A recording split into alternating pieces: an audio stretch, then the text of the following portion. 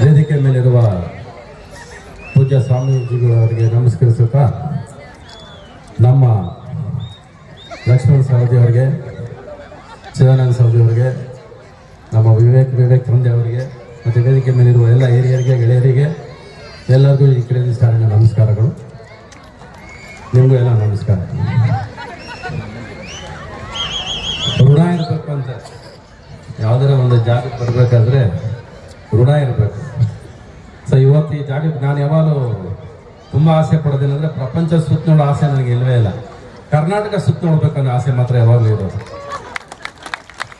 ಅಂದರೆ ನಮ್ಮ ಸಂಸ್ಥೆ ಬಂದು ಹತ್ರ 60 ವರ್ಷ ಆಗುತ್ತೆ. ಈಶ್ವರಿ ಸಂಸ್ಥೆ ಅಂತ ನಿಮಗೆಲ್ಲ ಗೊತ್ತಿರಬೇಕು. ಪ್ರತಿ ಮನೆಯಲ್ಲೂ ನಿಮಗೆ ನಮ್ಮ ಈಶ್ವರಿ ಸಂಸ್ಥೆ ಅಂದರೆ ಗೊತ್ತಿರುತ್ತೆ. ನಿಮ್ಗೆ ನಮ್ಮ ತಂದೆಯವ್ರು ಗೊತ್ತಿರ್ತಾರೆ. ಲಕ್ಷ್ಮಣ ಸವದಿ ಅವರು ಹೇಳಿದ್ರು ನಮ್ಮ ಅಪ್ಪ ಅಮ್ಮ ಅಂತ. ನಮ್ಮ ಅಪ್ಪ ಅಮ್ಮಯಿಂದನೇ ನಾನು ಏನು ಅಲ್ವೇ ಇಲ್ಲ. ನಾನು ನೋಡ್ತಾ ಇದ್ರೆ ನಮ್ಮ ಅಪ್ಪ ಅಮ್ಮ ನೋಡಬೇಕು. ನಾನು ನಮ್ಮ ಅಪ್ಪ ಅಮ್ಮನ ನೋಡೋದು ಯಾವಾಗ ಅಂದರೆ ನಿಮ್ಮ ಪ್ರೀತಿಯಲ್ಲಿ ನಾನು ನಮ್ಮ ಅಪ್ಪ ಅಮ್ಮನ ಪ್ರತಿ ಸಾರಿ ಕಾಣ್ತೀನಿ. ನಾನು ಬೇರೆ ಏನು ಬಯಸೋದಿಲ್ಲ, ದುಡ್ಡನ್ನು ಕೇಳೋದು ಇಲ್ಲ. ನಾನು ಬಯಸೋದಲ್ಲಿ ಇದು ಒಂದೇ, ಪ್ರೀತಿ ಒಂದೇ ಬಯಸೋದು, ಬೇರೆ ಏನೂ ಅಲ್ಲ. ನೀವು ನಮ್ಮ ಅಪ್ಪ ಅಮ್ಮನ ನೆನಪಿಸಿದ್ರಿ ಸರ್, ತುಂಬ ನಮಸ್ಕಾರ. ನೀವು ಹೇಳಿದ್ದು 100% ಸತ್ಯ ಸರ್. ಇಲ್ಲಾಂದ್ರೆ ನಾನು ಏನು ಇಲ್ಲವೇ ಇಲ್ಲ. ಯಾಕಂದರೆ I am A very bad student sir. ನಾನು ಬಂದ್ಬಿಟ್ಟು 6ನೇ ಕ್ಲಾಸ್ ಫೇಲ್. ನಾನು ಇವತ್ತು ಸ್ಕೂಲ್ ಇನಾಗ್ರೇಟ್ ಮಾಡಿದ್ದೀನಿ. ಇದೇ ನಾವು ವಿಪರ್ಯಾಸ ಅಂದರೆ 6ನೇ ಕ್ಲಾಸ್ ಫೇಲ್. ಸ್ಕೂಲ್ ಒಳಗೆ ಹೋಗಿಲ್ಲ ಸರ್. ನಾನು ಸ್ಕೂಲ್ ಆಚೆ ಇರ್ತಿದ್ದೆ. ಕಾಲೇಜಲ್ಲಿ ಲವ್ ಮಾಡ್ಕೊಂಡು ಓಡಾಡ್ತಿದ್ದೆ 2 ವರ್ಷ. ಕಾಲೇಜಿಗೆ ಹೋಗಿಲ್ಲ. ವಿವೇಕ್ ನನ್ನನ್ನು ಕರೆದು ನೀವು ಸ್ಕೂಲ್ ಇನಾಗ್ರೇಟ್ ಮಾಡಿಸಿದ್ದೀರ. ಈ ವಿವೇಕ್ ಅವ್ರು ಚೆನ್ನಾಗಿ ಹೇಳ್ತಾರೆ, ನಮ್ಮ ಮನೇಲಿ 8 ಜನ ಡಾಕ್ಟರ್ ಸರ್, ನಮ್ಮ ಮನೇಲಿ 8 ಜನ ಡಾಕ್ಟರ್ ಸರ್ ಅಂತ. ಎಷ್ಟು ಹೊಟ್ಟೆ ಓದಿಸಿದ್ರು ನನಗೆ ಅಂದರೆ ನೀವು ಓದಿಲ್ವಲ್ಲ ನನ್ನ ಮಗನೇ ಅಂತ ಪದೇ ನಮ್ಮ ಮನೇಲಿ 8 ಜನ ಡಾಕ್ಟರ್ ಸರ್ ಅಂತ ಹೇಳ್ತಾರೆ. ನಿಮ್ಮ ಮನೇಲಿ 8 ಜನ ಡಾಕ್ಟರ್ ಅಲ್ಲ ರೀ. ಈಗ ಸ್ಕೂಲಿಗೆ ಬರೋ 8 ಮಕ್ಕಳಲ್ಲಿ 1 ಡಾಕ್ಟರ್ ರೆಡಿ ಮಾಡಿದ್ರೆ ನಿಮ್ಮ ಸ್ಕೂಲ್ ರೆಡಿ ಆಗಬೇಕು. 8 ಮಕ್ಕಳು ಒಬ್ಬರು ಡಾಕ್ಟರ್ ಆಗ್ಬೇಕು. ಇವಾಗ ನೀವು ನಿಮ್ಮ ಸ್ಕೂಲ್ ಹಂಗೆ ಮಾಡಿದ್ದಕ್ಕೆ ಇವಾಗ ಅದು ತುಂಬ ಮುಖ್ಯ. ಇವಾಗ ನೀವು ಓದಿಲ್ವಾ? ಅದಕ್ಕೆ ನಿಮಗೆ ಈ ಶಿಕ್ಷೆ ಕೊಟ್ಟರು. ನಾನು ಯಾವಾಗ ಜನರಲ್ ಆಗಿ ಒಂದು ಹೇಳ್ತಾ ಇರ್ತೀನಿ, ಪೇರೆಂಟ್ಸ್ಗಾಗಲಿ ಎಲ್ಲರಿಗೂ ಹೇಳೋದು ಒಂದೇ ವಿಷಯ. ನಾನು ಯಾವಾಗ ಮಕ್ಕಳ ಬಗ್ಗೆ ಯಾವತ್ತು ನೀವು ಕನಸು ಕಾಣಲೇಬೇಡಿ. ಅವ್ರ ಕನಸು ಜೊತೆ ನೀವು ಜೊತೆಗಿರಿ, ಅಷ್ಟು ಸಾಕು. ಅದು ತುಂಬ ಮುಖ್ಯ. ಪಾಸ್ ಆಗ್ತಾರೋ ಫೇಲ್ ಆಗ್ತಾರೋ ಅಂತ ಗಾಬರಿ ಪಡಿಸಿ ಮಕ್ಕಳನ್ನ, ಅದರಲ್ಲಿ ಇವತ್ತಿರೋ ಮಕ್ಕಳನ್ನ ಎದುರಿಸಿ ನಾವು ಸ್ಕೂಲ್ಗಳು ನೋಡ್ತಾ ಇದ್ರೆ ಎಷ್ಟೋ ಮಕ್ಕಳು ಸೂಸೈಡ್ ಮಾಡ್ಕೊಳ್ಳೋದು ಇವೆಲ್ಲ ಕೇಳ್ತಾರೆ. ತುಂಬ ಭಯ ಆಗುತ್ತೆ. ಅಂತ ಒಂದು ವಿಷಯದಲ್ಲಿ ಮಕ್ಕಳಿಗೆ ಪ್ರೆಷರೇ ಹಾಕ್ಬೇಡಿ. ಸ್ಕೂಲ್ ಅನ್ನೋದು ಒಂಥರ ಪ್ರೆಷರ್ ಆಗಿರಬೇಕು. ಪ್ರೆಷರ್ ಹಾಕ್ಬಾರ್ದು. ಅವ್ರನ್ನ ಓದಿ ಅಂತ ಪ್ರೆಷರ್. ಎಲ್ಲ ಮಕ್ಕಳು ಬುದ್ಧಿವಂತರಾಗಿರೋಕ್ಕೆ ಸಾಧ್ಯನೇ ಇಲ್ಲ. ಬಟ್ ನನಗೆ ಒಂದಂತ ಕೇಳ್ತೀನಿ, ನಾನು ಓದೋದಿಲ್ಲ ಅಂತ ಟೀಚರ್ ಗೊತ್ತು. ಆದರೆ ಫಸ್ಟ್ ಸ್ಕೂಲಿಗೆ ಬಂದ ಕ್ಲಾಸ್ ರೂಮ್ ಟೀಚರ್ ಎಂಟ್ರ್ ಆದ ತಕ್ಷಣ ನಾನು ಲಾಸ್ಟ್ ಬೆಂಚಲ್ಲಿ ಕೂತಿರ್ತಿದ್ದೆ. ಅವಳು ನನ್ನ ಮಕ್ಕಳ ನೋಡಲ್ಲ ಟೀಚರ್. ರವಿಚಂದ್ರನ್ ಕ್ಯಾ ಬೋಲ್ ಅಂತ ಒಂದು ಹಿಂದಿ ಟೀಚರ್ ಹೇಳೋದು. ಅವಳು ಚೆನ್ನಾಗಿ ಗೊತ್ತು, ನನಗೆ ಉತ್ತರ ಗೊತ್ತಿಲ್ಲ ಅಂತ. ನಾನು ಕೇಳಿ ಬೇಜಾರಾಗಿ ಕೊನೆಗೆ ಅವ್ರು ಬರೋಕ್ಕೆ ಮುಂಚೆ ಬೆಂಚ್ ಮೇಲೆ ನಿಂತ್ಬಿಡ್ತಿದ್ದೆ, ನನಗೆ ಗೊತ್ತಿಲ್ಲ ಬಿಟ್ಬಿಡು ಅಂತ. ಸೊ ಈ ಥರ ನಮ್ಮನ್ನ ಇನ್ಫೀರಿಯಾರಿಟಿ ಕಾಂಪ್ಲೆಕ್ಸ್ ತಗೊಂಡು ಹೋಗ್ಬಿಡ್ತಾರೆ. ನಮಗೆ ಪ್ರಶ್ನೆ ಗೊತ್ತಿಲ್ಲ ಅಂತ ಗೊತ್ತಿದ ತಕ್ಷಣ ನಮ್ಮನ್ನ ಒಂದು ದೊಡ್ಡ ಎಕ್ಸಾಂಪಲ್ ಆಗಿ ಮಾಡಿ ನಮ್ಮನ್ನ ಅವಮಾನ ಮಾಡ್ತಾ ನಮಗೆ ಓದಿನ ಮೇಲೆ ಇಂಟ್ರೆಸ್ಟೇ ಹೊರಟಾಗುತ್ತೆ. ಹೌದು ನಾನು ಓದಲ್ಲ, ಏನು ಮಾಡ್ತಾರೆ ಮಾಡಕ್ಕೆ ಹೋಗೋದು ಅಂತ ಪರಿಸ್ಥಿತಿ ಸ್ಕೂಲ್ಗಳು ತಂದುಬಿಡುತ್ತೆ. ನಾವು ಕೆಟ್ಟ ಸ್ಟೂಡೆಂಟೇ ಇರ್ಬೋದು ಕೆಲವು ಸರಿ. ಹಾಗೆ ಅಂದ್ಬಿಟ್ಟು ನಮ್ಮ ತಗೊಂಡಾಗ ಲಾಸ್ಟ್ ಬೆಂಚಲ್ಲಿ ಹಾಕಿ ದೂರ ಕಳಿಸ್ದೆ ಆ ಕೆಟ್ಟ ಸ್ಟೂಡೆಂಟ್ನ ಫ್ರಂಟ್ ಬೆಂಚಲ್ಲಿ ಕೂರಿಸಿ ಅವನ್ನ ಒಳ್ಳೆ ಸ್ಟೂಡೆಂಟ್ ಮಾಡೋದೇ ಟೀಚರ್ಸ್ ಕೆಲಸ ಆಗ್ತದೆ. ಅವಾಗ ಈ ಟೀಚರ್ಸ್ಗೆ ಸಾರ್ಥ. ಇವತ್ತು ಒಂದು 10 ಜನ ಸ್ಟೇಜ್ ಮೇಲೆ ಬಂದರು, ಕಪ್ ತಗೊಂಡ್ರು ಅಲ್ವಾ? ಎಷ್ಟು ಜನ ಸ್ಟೂಡೆಂಟ್ಸ್ ಮಧ್ಯೆ? ಒಂದು 500 ಜನ ಮಧ್ಯೆ ನೀವು 5 ಜನ ಸ್ಟೇಜಿಗೆ ಕರೆಸಿದ್ರಿ. ನೆಕ್ಸ್ಟ್ ವರ್ಷ ಈ 5 ಜನ ಅಲ್ಲ, ಬೇರೆ 10 ಜನ ಸ್ಟೇಜಿಗೆ ಬಂದರೆ ಮಾತ್ರ ಟೀಚರ್ಸ್ ಕೆಲಸ ಮಾಡಿದ್ದಾರೆ ಅಂತ. ಅದೇ ಮಕ್ಕಳು ಬಂದರೆ ಪ್ರಯೋಜನ ಇಲ್ಲ. ಒಳ್ಳೆ ಸ್ಟೂಡೆಂಟ್ಸಿಗೆ ಮನೇಲಿ ಅವ್ರು ಓದ್ತಾರೆ. ಯಾರು ಓದೋದಿಲ್ಲಲ್ಲ ಅವ್ರನ್ನ ಒಳ್ಳೆ ಸ್ಟೂಡೆಂಟಾಗಿ ಫ್ರಂಟ್ ಬೆಂಚ್ಗೆ ಹಾಕ್ತಾರೆ. ಅವ್ರನ್ನ ತಗೊಂಡು ಹಿಂದೆ ಬೆಂಚ್ ಹಾಕಿ ಅವಮಾನ ಮಾಡ್ತಾರೆ. ಫ್ರಂಟ್ ಕರೀರಿ. ಆಮೇಲೆ ಎಲ್ಲ ಮಕ್ಕಳಿಗೆ ಹೇಳ್ಕೊಡೋದು ಅಷ್ಟೇ, ಖುಷಿಯಾಗಿ ಓದ್ರಿ, ಖುಷಿಯಾಗಿ ಆಟ ಆಡ್ರಿ. ಪ್ರೆಷರಲ್ಲಿ ಮಾತ್ರ ಯಾವತ್ತು ಓದ್ಬೇಡಿ, ಏನು ಪ್ರಯೋಜನ ಆಗೋದಿಲ್ಲ. ಪ್ರೆಷರಲ್ಲಿ ಹೋದ್ರೆ ಬೈದಲ್ಲಿ ಹೋದ್ರೆ ಏನು ತಲೆಗೆ ಹತ್ತೋದಿಲ್ಲ. ಆಮೇಲೆ ಎಲ್ಲ ಮಕ್ಕಳು ಇಲ್ಲಿರೋ ಮಕ್ಕಳು ಬಂದಿಲ್ಲ ಅನ್ಸುತ್ತಲ್ವಾ ಇಲ್ಲಿ? ಓಕೆ. ಎಲ್ಲ ಜನರಲಾಗಿ ಹೇಳೋದೇನೆಂದರೆ, ಓದೋ ಟೈಮಲ್ಲಿ ಓದಿದ್ರೆ ಜೀವನ ಪೂರ್ತಿ ಆಟ ಆಡ್ಬೋದು ನೀವು. ಇವಾಗ ಆಟ ಆಡಿದ್ರೆ ಜೀವನ ಪೂರ್ತಿ ನಿಮ್ಮನ್ನ ಆಟ ಆಡ್ಸುತ್ತೆ. ಯಾವ್ದು ಬೇಕೋ ನೀವೇ ಡಿಸೈಡ್ ಮಾಡ್ಕೊಳ್ಳಿ. ಹೋದ್ರಿ ಇವಾಗ ಓದಿದ್ದೀನಿ, ಯಾವಾಗ ಗೊತ್ತಾ? ಇನ್ಸ್ಟಾಗ್ರಾಮ್, ಮೊಬೈಲ್ಸ್ ಎಲ್ಲ ಬಿಟ್ಬಿಡಿ. ಮೊಬೈಲ್ಸ್ ಎಲ್ಲ ಮಕ್ಕಳನ್ನ ಬಿಡು ಅಂತ ಹೇಳೋದಕ್ಕೆ ಮುಂಚೆ ಫಸ್ಟ್ ಪೇರೆಂಟ್ಸ್ ಮೊಬೈಲ್ನ ಆಫ್ ಮಾಡಕ್ಕೆ ಹೇಳ್ಬೇಕು ನಾವು, ಅಲ್ವಾ? ಅದು ತುಂಬಾ ಮುಖ್ಯ ಆಗುತ್ತೆ. ಸರ್, ಇವತ್ತು ನೀವು ತೋರಿಸಿದ ಪ್ರೀತಿ, ನಾನು ಯಾವ ಮನೆಗೆ ಊಟಕ್ಕೆಲ್ಲ ಹೋಗಿಲ್ಲ ಸರ್. ನೀವು 2 ಸರಿ ನಿಮ್ಮ ಮನೆಗೆ ಕರ್ಕೊಂಡಿದ್ರೆ ನಿಮ್ಮ ಚಿದಾನಂದ ಅವರು ನೀವು ತೋರಿಸಿದ ಪ್ರೀತಿನ ಯಾವತ್ತು ಜನ್ಮ ಪೂರ್ತಿ ಮರೆಯಲ್ಲ ಸರ್. ಈ ಋಣ ಯಾವತ್ತೂ ಮರೆಯೋದಿಲ್ಲ. ಇವತ್ತು ಈ ಮಣ್ಣು ಮೆಟ್ಟಿದ್ದೀನಿ ಅಂದ್ರೆ, ಇಲ್ಲಿ ಬಂದಿದ್ದೀನಿ ಅಂದ್ರೆ ಅದು ಬಹುಶಃ ನಿಮ್ಮ ಪ್ರೀತಿ ನನ್ನ ಸೆಳೆದಿದೆ. ಅದಕ್ಕೆ ಚಿದಾನಂದ ಅವರು ಸಹ ಅವ್ರು ಕರ್ಕೊಂಡು ಬಂದಿದ್ದಾರೆ ನಮ್ಮನ್ನ. ಅವ್ರಿಗೆ ತುಂಬಾ ಥ್ಯಾಂಕ್ಸ್ ಹೇಳ್ಬೇಕು. ನೀವು ವಿವೇಕ್ ಅವ್ರಿಗೆ ಹೇಳ್ಬೇಕು. ನನಗೆ ಸಿನಿಮಾ ಬಿಟ್ಟರೆ ಬೇರೆ ಏನೂ ಗೊತ್ತಿಲ್ಲ ರೀ. ನನಗೆ ಏನೋ ಬೇರೆ ತಲೆನೂ ಹೋಗಲ್ಲ, ಬೇರೆ ಕೆಲಸ ಗೊತ್ತೂ ಇಲ್ಲ ನನಗೆ. ಇವತ್ತಿಗೂ ರಾತ್ರಿ ಬೆಳಗಿನ ಜಾವ 3:30 ಎದ್ದೇಳ್ತೀನಿ, ಸಿನಿಮಾ ಮಾಡ್ತಾ ಕೊಡ್ತೀವಿ, ಬೇರೆ ಏನು ಮಾಡೋದಿಲ್ಲ. ಈ ಸುಮಾರು ಒಂದು 15 ವರ್ಷದ ಜಾಸ್ತಿ ಕೆಲಸ ಮಾಡೋಕ್ಕಾಗಲಿಲ್ಲ. ಮಕ್ಕಳು, ಫ್ಯಾಮಿಲಿ, ಇದೇ ಆದ ಒಂದು ಬರ್ಡನ್ನು ಪ್ಲಸ್ ನಮ್ಮದೇ ಆದ ಒಂದು ಚಿಂತೆಗಳು ಎಲ್ಲ ಇದ್ದಿದ್ದರಿಂದ ನಾನೇನು ಮಾಡೋಕ್ಕಾಗಿರಲಿಲ್ಲ. ಬಟ್ ನನಗೊಂದು ತಲೆಯಲ್ಲಿ ಯಾವಾಗಲೂ ಇರೋದು, ನಮ್ಮಪ್ಪ ಯಾವಾಗ ಹೇಳಿದ್ರು, ನಂಬಿಕೆ ಮಾತ್ರ ಕಳ್ಕೋಬೇಡ, ಆಮೇಲೆ ಜನ ಇಟ್ಟರೆ ನಂಬಿಕೆಗೆ ಯಾವತ್ತೂ ಮೋಸ ಮಾಡಬೇಡ ಅಂತ. ಬಟ್ ಪರಿಸ್ಥಿತಿ ನಮ್ಮನ್ನ ಒಂದೊಂದು ಸರಿ ಹಂಗೆ ಕುಗ್ಗಿಸುತ್ತೆ. ನಾನು ಅದನ್ನ ಪ್ರತಿ ಸಾರಿ ದೇವರು ನನಗೆ ಪರೀಕ್ಷೆ ಕೊಡ್ತಾರೆ, ಶಿಕ್ಷೆ ಕೊಡ್ತಾರೆ ಅಂತ ಅನ್ಕೊಂಡಾಗ ನಾನು ಅನ್ಕೊಳ್ಳೋದು ಅವ್ನು ನಮಗೆ ಪರೀಕ್ಷೆ ಮಾಡ್ತಾ ಇದ್ದಾನೆ ಅಂತ. ನಾನು ಆ ಪರೀಕ್ಷೆ ಪಾಸ್ ಆಗ್ಬೇಕಷ್ಟೇ. ತಾಕತ್ತಿದ್ರೆ ತಾನೆ ಅವ್ನು ನಮ್ಮನ್ನ ಪರೀಕ್ಷೆ ಮಾಡೋಕ್ಕಾಗೋದು. ಅವ್ನು ತುಳಿತಾನೆ, ಏನ್ ಬೇಕಾದ್ರೆ ಮಾಡಲಿ ಅವನು, ಬಟ್ ನಾನು ಗೆದ್ದು ಬರ್ತೀನಿ ಅಂತ 2.5 ವರ್ಷದಿಂದ ಹಠ ಮಾಡಿ ನನ್ನ ಹೆಂಡತಿ ಮಕ್ಕಳನ್ನ ಕೂಡ ದೂರ ಇಟ್ಟು ನಾನೊಂದು ಸಿನಿಮಾ ಮಾಡಬೇಕು.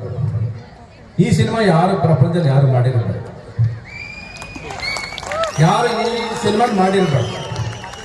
ಬಟ್ ಅದು ಮಾಡಬೇಕಾದ್ರೆ ಎಲ್ಲರೂ ಕೇಳ್ಬೋದು, ನಾನೊಬ್ಬನೇ ಯಾಕೆ ಮಾಡ್ತೀನಿ ಅಂತ. ನಾನೊಬ್ಬನೇ ಯಾಕೆ ಮಾಡ್ತೀನಿ ಅಂದರೆ, ನಾನು ಬೆಳಗಿನ ಜಾವ 3:30 ಎದ್ದೇಳ್ತೀನಿ ಕೆಲಸ ಮಾಡೋದಕ್ಕೆ. ಯಾರು 3:30 ಎದ್ದು ಬರೋದಿಲ್ಲ ಇವತ್ತು. ನಾವು ಪ್ರೇಮ್ ಲೋಕ ಸಿನಿಮಾ ಮಾಡಬೇಕಾದ್ರೆ 1 ವರ್ಷ ಕೂತಿದ್ವಿ ನಾವು ಅಂಶ ಲೆಕ್ಕ ಪಿಕ್ಚರ್ ಮಾಡೋದಕ್ಕೆ, ಅಂದರೆ ಸಿನಿಮಾ ಶುರು ಮಾಡೋದಕ್ಕೆ ಮುಂಚೆ. ಇವತ್ತು ನಾನು ಪ್ರಯತ್ನ ಮಾಡಿ ಮಾಡಿ ಮಾಡಿ ಒಂದು ಪ್ರೇಮ್ ಲೋಕ ಅಂದ್ರೆ ಮತ್ತೆ ಇನ್ನೊಂದು ಮಾಡೋಕ್ಕಾಗಿಲ್ವಲ್ಲ ನಾವು. ಆ ಥರ ಸಿನಿಮಾ ಅನ್ನೋದು ಯಾವತ್ತೂ ಮನಸ್ಸು ಕಾಡ್ತಾ ಇರೋದು. ಅದು 2.5 ವರ್ಷದಿಂದ ನಾನು I am not the crazy ಅಂತೇಳಿ ನಾನು ಒಬ್ಬನೇ ಕೂತ್ಕೊಂಡು ಕೆಲಸ ಮಾಡ್ತೀನಿ. ಅಂತ ಎಲ್ಲ ಕಡೆ ಹೇಳ್ತೀನಿ. ಸಿನಿಮಾ ಅಲ್ಲ, ಜೊತೆ ಕೆಲಸ ಮಾಡಿದ್ದೀನಿ ನಾನು. ಸಿನಿಮಾ ನ್ಯಾಚುರಲ್ ಸಿನಿಮಾನೇ, ಬಟ್ 450 ದಿವಸ ಕೆಲಸ ಮಾಡಿದ್ದೀನಿ. 35 ಹಾಡುಗಳಿದೆ ಅಂದ್ರೆ 35 ಮ್ಯೂಸಿಕಲ್ ಸಿನಿಮಾ ಅದು. ಅಂದ್ರೆ ಒಂದು 15-20 ಹಾಡುಗಳೇ ಬರ್ಬೋದು, ಅದೆಲ್ಲ ಮ್ಯೂಸಿಕ್ ಬಿಡ್ಸಿರುತ್ತೆ. ನೀವು ಮೆಲಕ್ ಆಗ್ತೀರಾ, ತಾಳ ಆಗ್ತೀರಾ, ಎಂತವ್ರು ಎದ್ದು ಕುಣಿತೀರಾ ಅನ್ನೋ ಒಂದು ಭರವಸೆ ಮಾತ್ರ ನಿಮಗೆ ಖಂಡಿತ ಕೊಡ್ತೀನಿ ನಾನು. ಈ ಸರಿ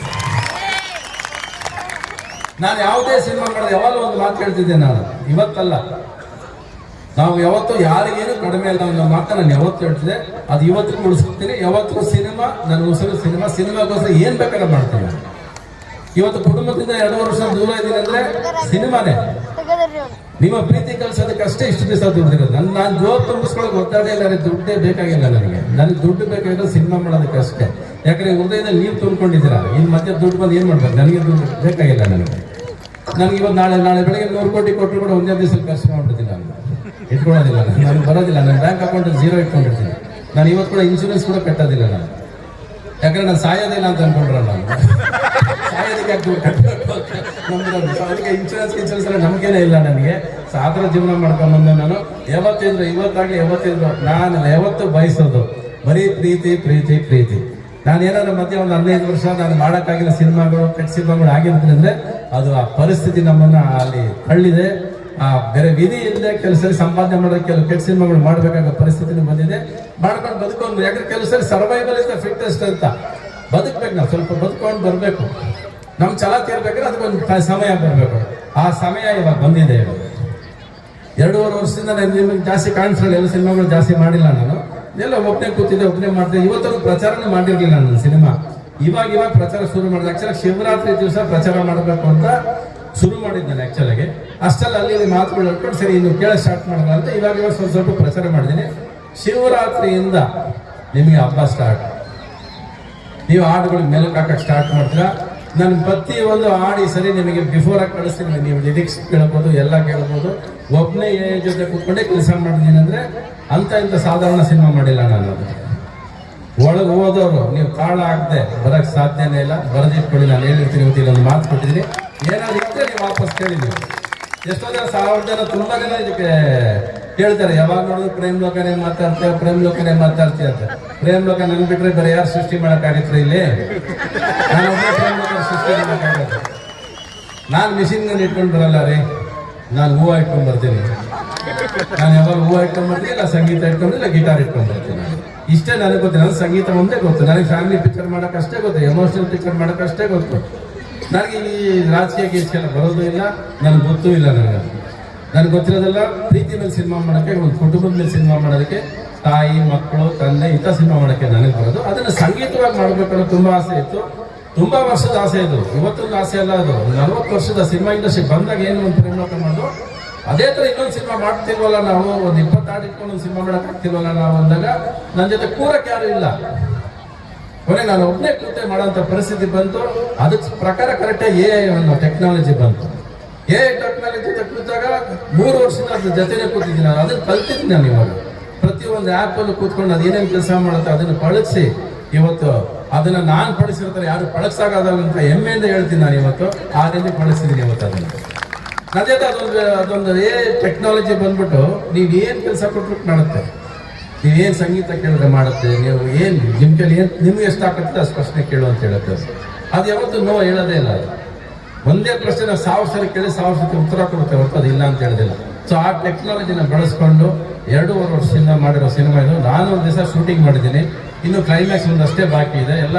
ಆಮೇಲೆ ನನ್ನ ಜೊತೆ 18 ಜನ ಮಕ್ಕಳಿದ್ದಾರೆ. ಮಕ್ಕಳಿದ್ದ ಮೇಲೆ ದೇವ್ರು ಇದ್ದಂಗೆ ಜೊತೆಯಲ್ಲಿ ಅಲ್ವಾ. ಸೊ ಆ ಥರ ದೇವ್ರ ಇವತ್ತು ಈ ಶೋ ನೋಡ್ಬೇಕಾದ್ರೆ ಖುಷಿಯಾಗಿದ್ದು ಕೂಡ ಬಂದ ತಕ್ಷಣ ಆ ಮಕ್ಕಳು ಇಲ್ಲಿ ಆ್ಯಕ್ಟ್ ಮಾಡ್ತಾ ಇದ್ರು. ಯಾವುದೇ ಸಮಾರಂಭ ಆಗಲಿ ಮಕ್ಕಳ ಜೊತೆ ಶುರು ಮಾಡಿದ್ರೆ ಅದು ಚಂದನೇ. ಅದಕ್ಕಿಂತ ಚಂದ ಯಾವುದಿಲ್ಲ, ಮಕ್ಕಳು ನೋಡಿದ್ರೆ ಚಂದ ಯಾವುದಿಲ್ಲ. ಆದರೆ ಇಲ್ಲಿ ಮಕ್ಕಳು ಯಾರಾದ್ರು ನಾಗಾಲ್ಯಾಂಡ್ ಇಬ್ರು ಮತ್ತೆ ಯಾರ ಮಕ್ಕಳಿಂದ ಗೊತ್ತಾಗ್ಲಿಲ್ಲ, ಇಬ್ರು ಒಂದೇ ಥರ ಆಯ್ತು ವಾಯ್ಸ್ ಕೇಳೋದಕ್ಕೆ. ಏನ್ರೆ ವಿವೇಕ್ ಎಲ್ಲಿ ನೀವು ನಾಗಾಲ್ಯಾಂಡಿಂದ ಕರ್ಕೊಂಬಂದವ್ರು ಮಾತಾಡಬೇಕಾದ್ರೆ ಈ ಮಕ್ಕಳು ಮಾತಾಡ್ಬೇಕು, ಎರಡಕ್ಕೂ ವ್ಯತ್ಯಾಸ ಗೊತ್ತಾಗ್ಲಿಲ್ಲ ನನಗೆ. ಎರಡು ಹಂಗೆ ಕಾಣಿಸ್ತಾರೆ. ಸೊ ಸದಾ ಎಲ್ಲರಲ್ಲೂ ಆ ಮಗುತನ ಉಳಿಸ್ಕೊಳ್ಳಿ. ಯಾವಾಗ ಸದಾ ನಮ್ಮ ಜೀವನದಲ್ಲಿ ನಮ್ಮಲ್ಲಿ ಒಳಗೊಬ್ಬ ಮಗು ಇರ್ತಾನೆ, ಆ ಮಗು ಯಾವಾಗ ಜೀವಂತವಾಗಿರ್ತಾನೋ ಮನೆ ತುಂಬ ನಗು ಇರುತ್ತೆ ಅಂತ ಹೇಳ್ತಾ ನಾನು ಮಾತು ಮುಗಿಸ್ತೀನಿ.